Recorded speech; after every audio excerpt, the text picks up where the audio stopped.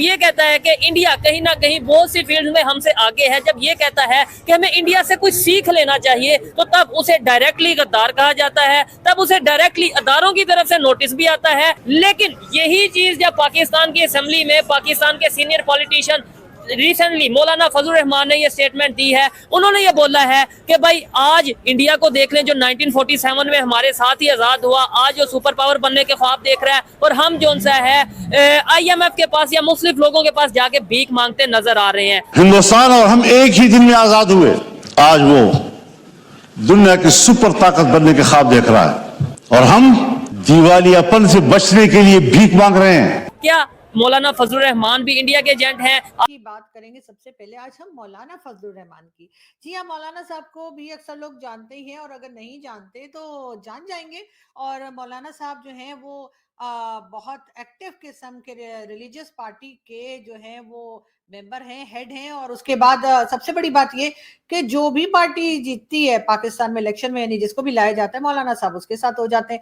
اس بار بس ایک first time میں دیکھ رہی ہوں کہ مولانا صاحب جو ہیں وہ کچھ ناراض سے نظر آ رہے ہیں، اور مولانا صاحب نے پی ایم ایل این کا ساتھ نہیں دیا، اور اب وہ کہہ رہے ہیں کہ جی پی ٹی آئی کو پروٹیسٹ کے لیے بھی پرمیشن ملنی چاہیے، اور پی ٹی آئی کے ساتھ مولانا صاحب جو ہیں وہ اس وقت دکھائی دے رہے ہیں۔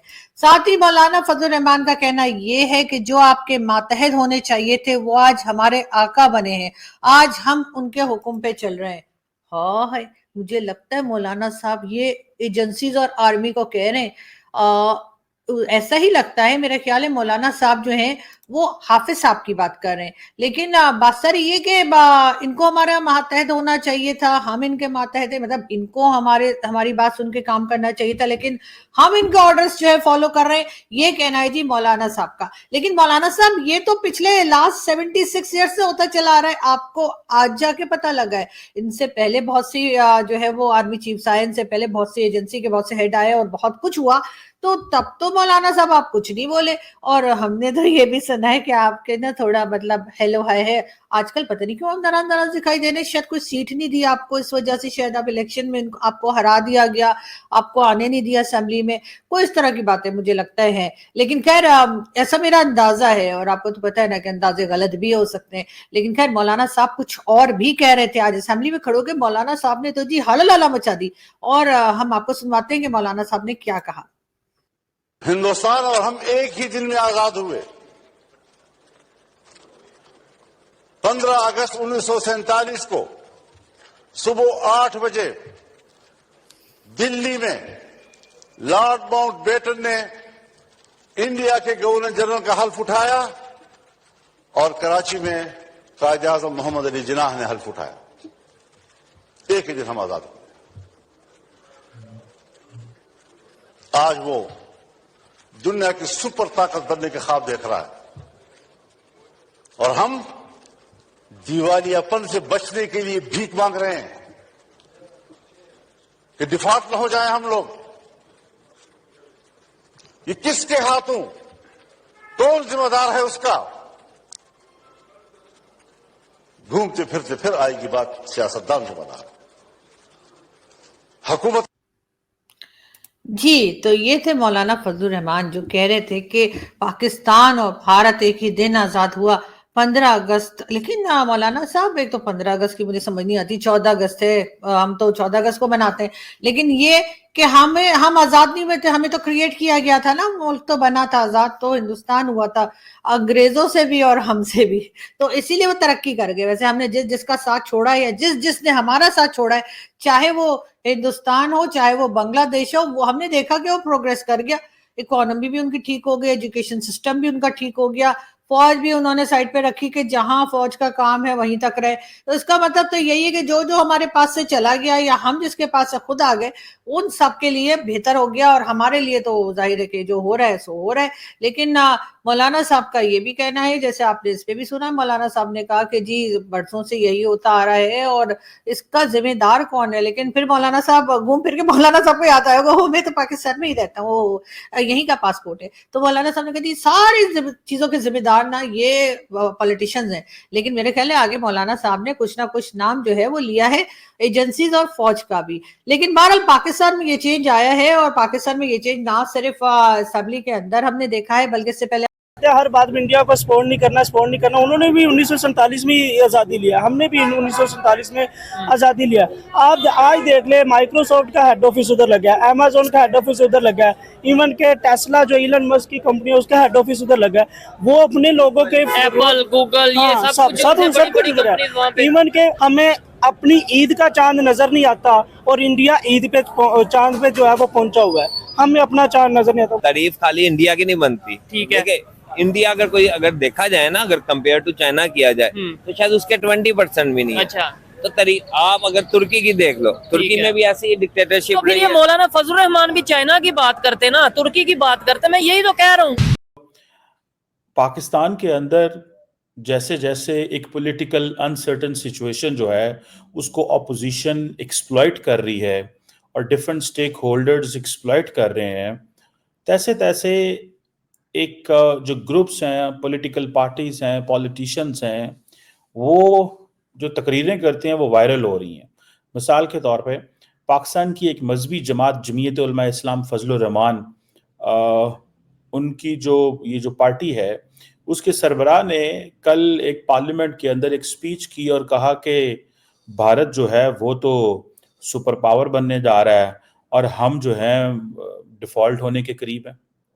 یہ جو لفظ ہیں, ظاہری بات ہے اس کو انڈین میڈیا اور انڈیا بڑا ہائی لائٹ کر رہا ہے کہ بھائی دیکھو کیسا وقت آ گیا ہے کہ جو ملک ہمارے ساتھ آزاد ہوا تھا آج وہ خود مان رہا ہے کہ ہم جو ہیں وہ ہار رہے ہیں, ہم پیچھے ہیں.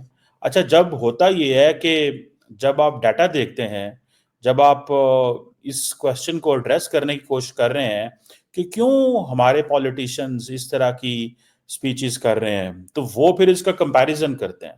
وہ کہتے ہیں جی کہ انڈین جو گروتھ ہے, G D P growth rate ہے, وہ تو تقریباً 7.6% پہ چل رہی ہے. مطلب یہ ایک لیول بن چکا ہوا.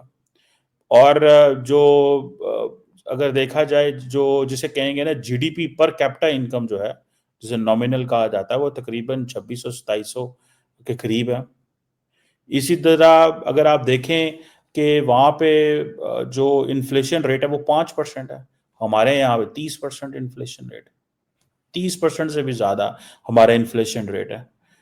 کرنٹ اکاؤنٹ ڈیفیسٹ آپ دیکھ لیں بھارت کا, وہ 1.2% ہے ہمارا جو ہے اس کا. اب ایکسپورٹ دیکھ لیں, ٹھیک ہے جی, صرف ایک کوارٹر میں ان کی جو ایکسپورٹ ہے, پہلے کوارٹر جنوری سے مارچ 2024 میں وہ $125 بلین کی ایکسپورٹ ہے. آپ امیجن کر لیں, ٹھیک ہے. سو اسی لیے دنیا میں 5ویں نمبر پہ بڑی اکانومی کے طور پہ وہ سامنے آ رہے ہیں.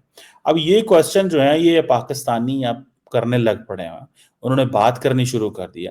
کہاں پہ دیکھیں نا, جی ڈی پی ایک طرف $3.678 ٹریلین کی جی ڈی پی ہو, ایک طرف وہ کہہ رہے ہیں جی جو جی ڈی پی ہے وہ 3.8678 ٹریلین. ڈفرنٹ قسم کے ڈیٹا جس پہ آتے ہیں, اس لیے there is nothing, ایک کنکلوژن نہیں ہے. پاکستان کی جی ڈی پی دیکھ لیں آپ, وہ $325 ارب کی, $30 ارب کی ہے. جی ڈی پی ہماری پر کیپٹا جو انکم ہے وہ $1400 ہے. انڈیا اتنی بڑی اکانومی ہے پھر بھی $2500-2600. ہم چھوٹی اکانومی ہیں, لوگ بھی تھوڑے ہیں, پھر بھی $1400 کے قریب جو ہے وہ آپ $1450 کے قریب ہے. سو آپ اس کو دیکھیں کہ جب اس طرح کی چیزیں آتی ہیں سامنے تو لوگ پولیٹیشین پھر بولنا شروع کر دیتے ہیں کہ ہماری, اور پھر صرف یہ چیزیں نہیں ہیں, یہ صرف یہ وہ نہیں ہے کہ جی ان ڈیٹا کی وجہ سے لوگ بول رہے ہیں, ٹھیک ہے, لوگ اور چیزوں سے بھی بولتے ہیں. اب لوگوں نے اس لیے بھی بولنا شروع کر دیا بیکاز ایک پولیٹیکل انسرٹن سچویشن ہے. اب پاکستان کی پارلیمنٹ کے اوپر کوسچن مارک لگ رہا ہے کہ یہ جو پارلیمنٹ ہے, is this parliament, has this parliament really been elected by the people, or the unelected forces have come up and they have brought all these people. اب یہ کوسچنز ہیں جن کو بڑے پیمانے پہ ڈسکس کیا جا رہا ہے. اب دیکھیں نا, مولانا فضل الرحمان گو کہ ان کا مسئلہ یہ ہے کہ وہ بھی اسٹیبلشمنٹ سے مدد چاہتے تھے, اسٹیبلشمنٹ نے ان کو اگنور کیا, ٹھیک ہے جی. اور وہ سیٹیں نہیں جیت سکے. اگر وہ تھوڑی سی زیادہ سیٹیں جیت لیتے تو پاسبلٹی یہ ہے کہ شاید وہ بولتے ہی نہ. ہمارے ہاں یہ تاثر ہے. سو ہر پولیٹیشین جو کہ پولیٹیکلی ریلیونٹ نہیں ہے وہ اسٹیبلشمنٹ کو برا بھلا کہتا ہے. کوئی پولیٹیشین یہ نہیں کہتا کہ اسٹیبلشمنٹ کا رول نہیں ہونا چاہیے. ہر کوئی یہ کہتا ہے کہ اسٹیبلشمنٹ کا رول ہو لیکن وہ ہمیں لانے میں ہو.